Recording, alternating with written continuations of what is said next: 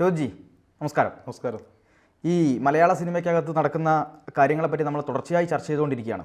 പക്ഷേ ഇന്നലെ ഒരു പ്രധാനപ്പെട്ട ഒരു നടി, അതായത് മലയാള സിനിമയ്ക്കകത്ത് ഒരുപാട് കാലമായിട്ട് അഭിനയിച്ചു കൊണ്ടിരുന്ന വളരെയധികം ആളുകളൊക്കെ ഇഷ്ടപ്പെട്ടുകൊണ്ടിരുന്ന ഒരു നടി, എനിക്ക് തോന്നുന്നു കാബൂളിവാല അടക്കമുള്ള ചിത്രങ്ങളിൽ അവർ അഭിനയിച്ചിട്ടുണ്ട്, ഷർമിള എന്ന് പറയുന്ന നടി. ആ നടി ഇന്നലെ വെളിപ്പെടുത്തിയ ഒരു കാര്യം എന്ന് പറയുന്നത് വളരെ ഞെട്ടിക്കുന്ന കാര്യമാണ്. കാരണം അവർ ഈ മലയാള സിനിമയിൽ ഒരു പ്രധാനപ്പെട്ട നടിയെ നായികയായിട്ട് തിളങ്ങി നിൽക്കുന്നൊരു കാലം ഉണ്ടായിരുന്നു. ഇപ്പോൾ അവർ അത്ര സജീവമല്ല.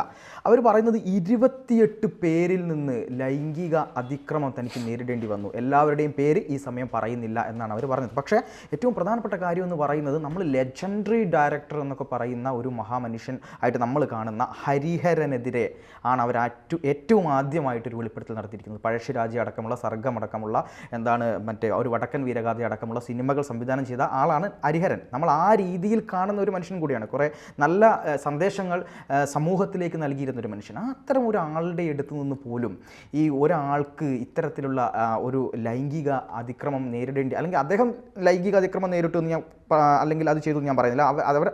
അദ്ദേഹത്തെ പറ്റി അവർ പറഞ്ഞ കാര്യം എന്ന് പറയുന്നത്, വഴങ്ങുമോ എന്ന് തൻ്റെ സുഹൃത്തായിട്ടുള്ള നടൻ വിഷ്ണുവിനോട് അദ്ദേഹം ചോദിച്ചു എന്നാണ് പറഞ്ഞത്. അതുപോലും വളരെയധികം ഞെട്ടിക്കുന്നതാണ്. മാത്രമല്ല, മലയാള സിനിമയ്ക്കകത്ത് ഇത്രയധികം ലൈംഗിക ദാരിദ്ര്യമുണ്ടോ? ഇത് കേരളത്തിൽ മൊത്തം പിടിപെട്ടൊരു സംഗതിയാണ്. എന്താണിത്? കഴിഞ്ഞ ദിവസം വരെ നമ്മൾ പറഞ്ഞുകൊണ്ടിരുന്നത് എന്താ, ജൂനിയർ ആർട്ടിസ്റ്റുകളാണ്, ഇതുവരെ ഇപ്പോൾ ഫെയിം ഇല്ലാത്തവരാണ് എന്ന് പറഞ്ഞുകൊണ്ടിരിക്കുന്നത്, അവർക്ക് അവസരങ്ങൾ കിട്ടാത്തതിൻ്റെ ഫ്രസ്ട്രേഷനാണ് എന്നൊക്കെയാണ് പറഞ്ഞുകൊണ്ടിരുന്നത്.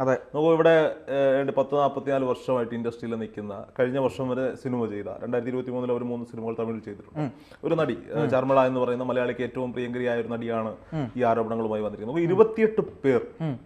അപ്പോൾ ഒരു നടിക്ക് നേരിടേണ്ടി വന്നത് 28 പേരിൽ നിന്നുള്ള ലൈംഗിക അതിക്രമങ്ങളാണ്. അതിലൊരു പ്രൊഡ്യൂസറും 2 പേരും ചേർന്ന് കൂട്ടബലാത്സംഗത്തിന് ശ്രമിച്ചു എന്നും ഇവർ ആരോപിക്കുന്നു. ഗുരുതരമായ ആരോപണങ്ങളാണ് നടത്തുന്നത്. കൂടുതൽ പേരുകൾ ഞാൻ പറയാൻ തയ്യാറാകുന്നില്ല എന്നും ഷർമിള പറഞ്ഞു വെക്കുകയാണ്. ഹരിഹരന്റെ വിഷയത്തിലേക്ക് എടുക്കൂ. ഹരിഹരൻ എന്ന് പറയുന്ന ഈ ബലാത്സംഗ ശ്രമമോ കാര്യങ്ങളോ ഒന്നും ചെയ്തിട്ടില്ല. അദ്ദേഹം ചെയ്തിരിക്കുന്നത്, അഡ്ജസ്റ്റ്മെന്റിന് തയ്യാറാകുമോ ഇയാൾ എന്ന് ചോദിച്ചിട്ടുണ്ട്. അതവിടെ വിട്ടു. നോക്കൂ, ഇയാൾ പറയുന്ന സഹോദരതുല്യനായ സുഹൃത്തിനോടാണ് ഇത് ചോദിച്ചത് എന്ന് പറഞ്ഞു. ആ സഹോദരതുല്യനായ സുഹൃത്തിന്റെ, ആ നടന്റെ ഒരു ബൈറ്റ് ഏഷ്യാനിലോ മനോരമയിലോ എന്തോ രാവിലെ നമ്മൾ കണ്ടിട്ടുണ്ടായിരുന്നു. അതിൽ അയാൾ പറയുന്നുണ്ട്, ഹരിഹരൻ അങ്ങനെയാണ്, ഹരിഹരന് ഇഷ്ടമുണ്ടായാൽ ഹരിഹരൻ അത് നേരിട്ട് ചോദിക്കില്ല, നേരിട്ട് പ്രകടിപ്പിക്കില്ല, പക്ഷെ അത് ആ അവസരത്തിലേക്ക് എത്തിക്കാനുള്ള ശ്രമം അയാൾ നടത്താറുണ്ട്. നോക്കൂ, അത് നിർദോഷകരമാണ് എന്ന് ചോദിച്ചാൽ നിർദോഷകരമാണ്, നിർദോഷകരമല്ലേ എന്ന് ചോദിച്ചാൽ നിർദോഷകരമല്ല. അങ്ങനെ പറയേണ്ടി രണ്ടുമുണ്ട്. സ്വാഭാവികമായും ഒരു ഓപ്പോസിറ്റ് സെക്സിൽ നിൽക്കുന്ന ഒരാളോട് ഒരു താല്പര്യം ഉണ്ടാവുക എന്ന് പറയുന്നത് തെറ്റൊന്നുമല്ല, മനുഷ്യ സഹജമായ കാര്യമാണ്. അതിന് തയ്യാറാണോ എന്ന് ചോദിച്ചു. അല്ല എന്ന് പറഞ്ഞാൽ അല്ല, അവിടെ വിട്ടാൽ കുഴപ്പമില്ല. പക്ഷെ പിന്നീട് പറയുന്നുണ്ട്, പിറ്റേ ദിവസത്തെ സെറ്റിൽ റീടേക്കുകളും വഴക്കും, പിന്നെ ഈ പെൺകുട്ടി ചെയ്യുന്നതൊന്നും ഓക്കെ ആയിരിക്കില്ല. ഈ വഴങ്ങി കൊടുത്തില്ലെങ്കിൽ സെറ്റിൽ അതിൻ്റെതായ ബുദ്ധിമുട്ടുകൾ ഉണ്ടാകും. ഹേമ കമ്മിറ്റി റിപ്പോർട്ടിൽ കൃത്യമായി ഇത് പറഞ്ഞിട്ടുണ്ട്. വഴങ്ങി കൊടുക്കാൻ തയ്യാറല്ല എങ്കിൽ 17 തവണ വരെ റീടേക്ക് പോയ ഷോട്ടുകൾ ഉണ്ടായിട്ടുണ്ട്. അത് ഇന്റിമേറ്റ് സീനുകളായിരിക്കും പിറ്റേന്ന് വെക്കുക. അപ്പോൾ സ്വാഭാവികമായും അതിൻ്റെ ഒരു പ്രതികാര നടപടി എന്നോണമാണ് പിറ്റേ ദിവസത്തെ സെറ്റിൽ ഇവർ അനുഭവിക്കേണ്ടി വരുന്ന മാനസിക പീഡനം. അവിടെ വരുമ്പോഴാണ് അത് തെറ്റായി മാറുന്നത്.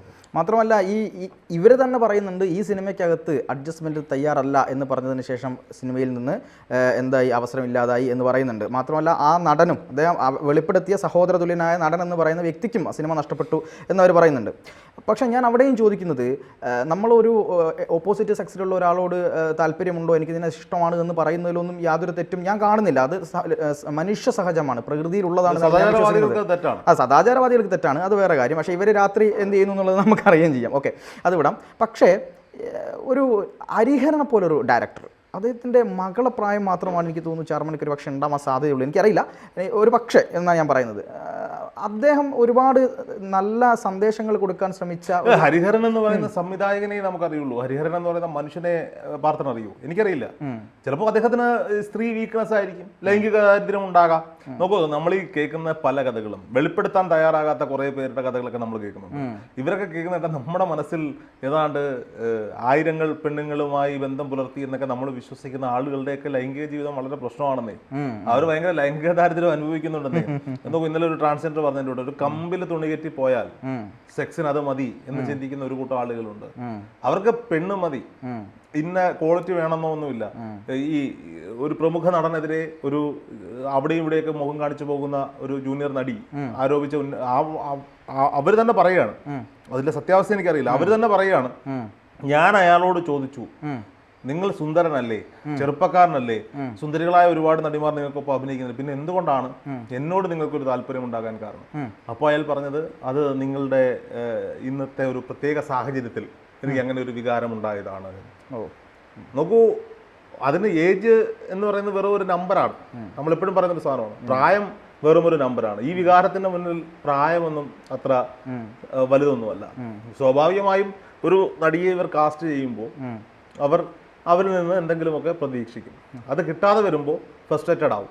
ഒരുപക്ഷെ ആ നടി അവിടെ നിന്ന് ഒഴിവാക്കപ്പെടും, അല്ലെങ്കിൽ അഡ്ജസ്റ്റ്മെന്റ് തയ്യാറാകും. ഒഴിവാക്കാൻ പറ്റാത്തൊരു സാഹചര്യമാണെങ്കിൽ പിന്നീട് ആ പെൺകുട്ടി മാനസികമായി കുറെ ബുദ്ധിമുട്ടുകൾ അനുഭവിക്കേണ്ടി വരും. അപ്പോൾ ഈ ഒരു ഇൻഡസ്ട്രി ഇങ്ങനെ തന്നെയാണ് പോയിക്കൊണ്ടിരിക്കുന്നത്.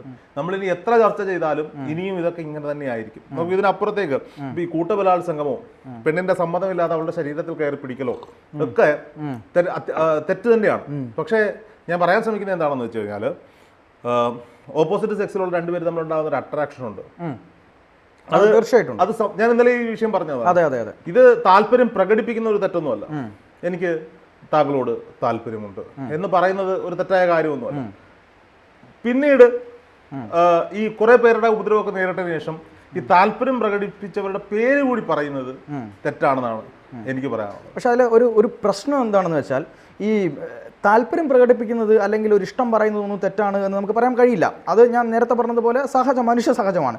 പക്ഷേ സിനിമയിൽ അഭിനയിക്കാൻ വേണ്ടി വരുന്ന എല്ലാ നടിമാരോടും എല്ലാ നടിമാർക്കും ഇത് അനുഭവിക്കേണ്ടി വരികയും അവർ താല്പര്യമില്ല എന്ന് പറയുമ്പോൾ ആ സിനിമയ്ക്കകത്തേക്ക് അവർക്ക് കടന്നു ചെല്ലാൻ പറ്റാതെ വരികയും ചെയ്യുന്ന ഒരു വലിയ ഒരു പ്രശ്നമുണ്ട് അവിടെ. അതാണ് അവരെ ബുദ്ധിമുട്ടിലാക്കുന്നത്. നോക്കൂ, ടാലന്റ് ഉണ്ടെന്നുണ്ടെങ്കിൽ ഇതല്ലെങ്കിൽ അടുത്തതിൽ കിട്ടില്ലേ? കഴിവുണ്ടെങ്കിൽ ഇതല്ലെങ്കിൽ അടുത്തതിൽ കിട്ടില്ലേ? ഇനി എങ്ങനെയാണ് ഇത് ചോദിക്കാൻ ഇവർക്ക് ധൈര്യം വരിക? ഈ പുരുഷ കേസരികൾക്ക് അഡ്ജസ്റ്റ്മെന്റോ സെക്സോ കൊടുക്കുമോ, മറ്റേ വിഷ്ണു പറഞ്ഞൊരു വാക്കാണ് കൊടുക്കുമോ, ഈ വാചകങ്ങൾ ചോദിക്കാൻ ധൈര്യം കിട്ടുന്നത് എവിടെയാ? ഇതെപ്പോഴെങ്കിലും ഒക്കെ ചോദിച്ചപ്പോൾ നടന്നിട്ടുണ്ടെന്നേ. കൊടുക്കാനും അഡ്ജസ്റ്റ്മെന്റിനും ഒക്കെ തയ്യാറായ ആളുകൾ ഉണ്ടായിട്ടുണ്ട് ഭൂതകാലത്തിൽ. അതുകൊണ്ടാണ് അടുത്ത പെൺകുട്ടി വരുമ്പോഴും ഈ അപ്രോച്ച് നടത്തുന്നത്. അപ്പോൾ ഈ ആണുങ്ങളെ മാത്രം കുറ്റം പറയാൻ പറ്റുമോ? ആണുങ്ങളെയും പെണ്ണുങ്ങളെയും ഇതിനകത്ത് ഒരുപോലെ കുറ്റം പറയണം. അത് ഇന്നലെ ഞാനൊരു മറ്റൊരു ചാനലിൽ കണ്ടതാണ്, എനിക്ക് സത്യാവസ്ഥ അറിയില്ല. ഒരുപാട് നടിമാരെ പിന്നെ മറ്റുള്ളവർക്ക് കാഴ്ചവെച്ചൊരു അമ്മ നടി ഉണ്ടായിരുന്നു എന്ന് പറഞ്ഞുകൊണ്ടൊരു ടോക്ക് ഞാൻ കണ്ടു. എനിക്ക് അതിൻ്റെ സത്യാവസ്ഥ അറിയില്ല. പക്ഷേ എങ്കിൽ പോലും അത്തരത്തിലുള്ള ആളുകൾ കൂടെ, അതായത് ഇത്തരം കാര്യങ്ങൾ ചെയ്തിട്ടുള്ള സ്ത്രീകൾ കൂടെ ഇതിൽ തെറ്റുകാർ തന്നെയാണ്. തെറ്റുകാരെന്നല്ല, എന്താണ് അവരുണ്ടാക്കി വെച്ചൊരു ഇതുണ്ട്, ഒരു ചരിത്രമുണ്ട്. ഈ അമ്മ നടി എന്നൊക്കെ പറയുമ്പോൾ ഞാൻ ചോദിക്കട്ടെ, ഇവിടെ കൊച്ചിയിൽ 600 ചില്ലോനം സ്പാ സെന്ററുകളുണ്ട്. ഇതിൽ പലയിടത്തും ജോലി ചെയ്യുന്നത് പെൺകുട്ടികളായ ആളുകൾ, അതിന്റെ മാനേജർ പോസ്റ്റിലൊക്കെ ഇരിക്കുന്നത്. പാർത്തൻ ഫോൺ എടുത്തിട്ട് best spa centres in Kochi എന്ന് സെർച്ച് ചെയ്യുക, അവരെ വിളിക്കുക. ഫോൺ അറ്റൻഡ് ചെയ്യുന്നത് പെൺകുട്ടികളായിരിക്കും. അവരോട് ചോദിക്കുക എങ്ങനെയാണ്, റേറ്റ് പറയുമ്പോൾ ചോദിക്കുക പിന്നെ എങ്ങനെയാണ്, എന്തൊക്കെയാ സർവീസുകളാണുള്ളതെന്ന് പറയും. മറ്റ് സർവീസ് എടുക്കുമെന്ന് ചോദിക്കും. അപ്പോൾ അവർ പറയും, നിങ്ങൾ വന്നിട്ട് ആ പെൺകുട്ടിയോട് തന്നെ ചോദിച്ചോളൂ, ടിപ്പ് കൊടുത്താൽ മതി, പൈസ എക്സ്ട്രാ കൊടുത്താൽ മതി, നടക്കുമെന്ന് പറയും. അത് എന്താ, പെണ്ണുങ്ങളല്ലേ ചെയ്യുന്നത്? ഇത് ഇത്തരത്തിൽ ചെയ്യുന്ന ആളുകൾ എല്ലാ ഇൻഡസ്ട്രിയിലും ഉണ്ട്, സിനിമാ മേഖലയിലും ഉണ്ട്. ചിലപ്പോൾ അതൊരു അമ്മ നടിയാകാം, അയാൾ പറഞ്ഞ് ശരിയാകാം, അയാൾ തെളിവുകൾ ഉണ്ടായിരിക്കും അയാൾ പറഞ്ഞേക്കുന്നത്. സ്വഭാവമായിട്ട് കൂട്ടിക്കൊടുപ്പാർ എല്ലായിടത്തും ഉണ്ട്, ഏത് ഇൻഡസ്ട്രിയിലും ഇല്ലാത്ത എല്ലായിടത്തും ഉണ്ട്. ഇപ്പോൾ ഞാൻ പറഞ്ഞുതരാം, ഇപ്പോൾ കോളേജിൽ പഠിക്കാൻ പോകുന്നു ഒരു പെൺകുട്ടിയോടുണ്ടാകുന്ന ഒരു സെക്ഷൽ അട്രാക്ഷൻ, അത് തുറന്നു പറയാൻ മറ്റൊരു സുഹൃത്തിന്റെ സഹായം തേടുകയാണ്. ഒരു പെൺസുഹൃത്തിന്റെ സഹായം തേടുകയാണ്. ആ പെൺസുഹൃത്താണ് ഈ പെൺസുഹൃത്തിനോട് ചെന്ന് പറയുന്നു, ഇന്ന ആൾക്ക് നിന്നെ ഇഷ്ടമാണ്. ഇവരങ്ങ് സെറ്റാവും. പിന്നീട് ഇവര് ലൈംഗിക ബന്ധത്തിൽ ഏർപ്പെടും, കുറെ നാൾ പ്രണയിച്ച് നടക്കും, പിന്നീട് ബ്രേക്കപ്പ് ആവും. അപ്പോൾ മറ്റേത് കൂട്ടിക്കൊടുത്തതാണെന്നോ? ചോദ്യമാണ്. വേണമെങ്കിൽ പറയാം മറ്റേത് കൂട്ടിക്കൊടുത്തതാണെന്നോ. ആ പെൺകുട്ടിക്ക് ആരോപിക്കാം, എന്നെ അവൻ ലൈംഗികമായി പീഡിപ്പിച്ചു, ഇടനിലക്കാരിയായി നിന്നതാ. അതൊരു പ്രണയത്തിന്റെ പുറത്തായിരിക്കും ചിലപ്പോൾ പറയുന്നത്. ഞാൻ ഈ അമ്മ നടി എന്ന് പറയുന്ന ഒരു കൺസെപ്റ്റ് സത്യമാണെങ്കിൽ അതിനെ ന്യായീകരിക്കുകയല്ല ഞാൻ പറഞ്ഞത്. മനസ്സിലായി. സ്വാഭാവികമായ ഒരു ഡയറക്ടർക്ക് ഒരു പെൺകുട്ടിയോട് താല്പര്യം ഉണ്ടാവുകയാണെങ്കിൽ അയാളുമായിട്ട് അടുത്ത് നിൽക്കുന്ന വൃന്ദങ്ങളോട് പറയുമായിരിക്കും, എനിക്ക് ആ പെൺകുട്ടിയോട് താല്പര്യമുണ്ട്, നീ ഒന്ന് ചോദിക്കും. അവർക്ക് സമ്മതമാണെങ്കിൽ കൂടെ കിടക്കും, സെക്സ് ചെയ്യും, സിനിമയിൽ നല്ല വേഷങ്ങൾ കിട്ടും, അയാൾ കൈ പിടിച്ചുയർത്തും. ഒരു സമയമാകുമ്പോൾ ഇവർ തമ്മിൽ തെറ്റി പിരിയും. ഇവർക്ക് ഇവരുടേതായ ഗ്രിപ്പ് ആവുമ്പോൾ അയാൾ പോരാ എന്ന് തോന്നും, അയാളെ കളയും, വേറെ കുറെ സിനിമകളിലൊക്കെ അഭിനയിക്കും. പിന്നെ കുറെ കാലം കഴിയുമ്പോൾ ഈ പെൺകുട്ടിയുടെ അവസരങ്ങൾ കുറയും, പ്രായമാവുമല്ലോ, സ്വാഭാവികമായിട്ട് അങ്ങനെ. തീർച്ചയായിട്ടും. അപ്പൊ ഇതുപോലുള്ള വിഷയങ്ങൾ വരുമ്പോൾ അന്ന് അയാൾ എന്നെ പീഡിപ്പിച്ചു എന്ന് പറയും. ഇങ്ങനെ പറയുന്നതാണ് ഇതിനകത്ത് 90% കേസുകളും.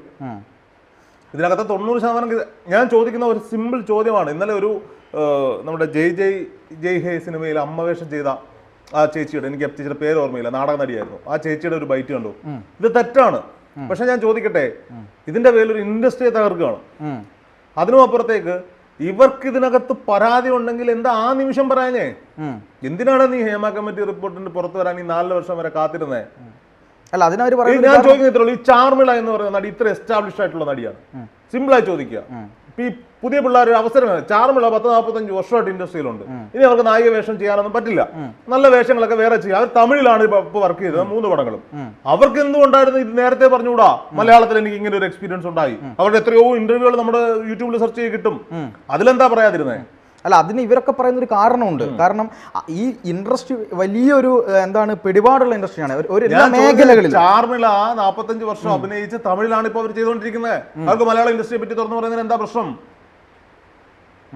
വിശാൽ ഇന്നലെ 2 ദിവസങ്ങൾക്ക് മുമ്പ് ഒരു സ്റ്റേറ്റ്മെന്റ് കൊടുത്തിട്ടുണ്ട്, ഇതിൽ പെണ്ണുങ്ങളെ തൊടുന്നവരെയൊക്കെ കൈകാര്യം ചെയ്യണമെന്ന് പറഞ്ഞു.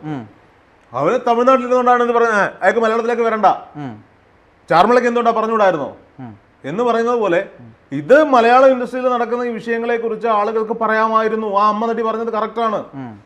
ഇതെല്ലാം കഴിഞ്ഞ്, അതും കഴിഞ്ഞ്, അതിനപ്പുറം കഴിഞ്ഞ് ഒരു പ്രശ്നം വരുമ്പോൾ ഇവിടെ ഉള്ളവന്മാരെല്ലാം പീഡകവീരന്മാരാന്ന് പറയുന്നത് എന്താണ് കാര്യമുള്ളത്? പക്ഷെ ഇത് വെച്ചുകൊണ്ട് ഒരു മലയാള സിനിമ ഇൻഡസ്ട്രിയെ തന്നെ ലക്ഷ്യമിട്ട് അതിനെ തകർക്കുക എന്നൊരു ലക്ഷ്യം കൂടെ ഇതിന്റെ പിന്നിൽ മാധ്യമങ്ങളടക്കമുള്ള ആളുകൾക്കുണ്ട് എന്ന് തന്നെ വിശ്വസിക്കേണ്ടി വരും. ഓക്കെ.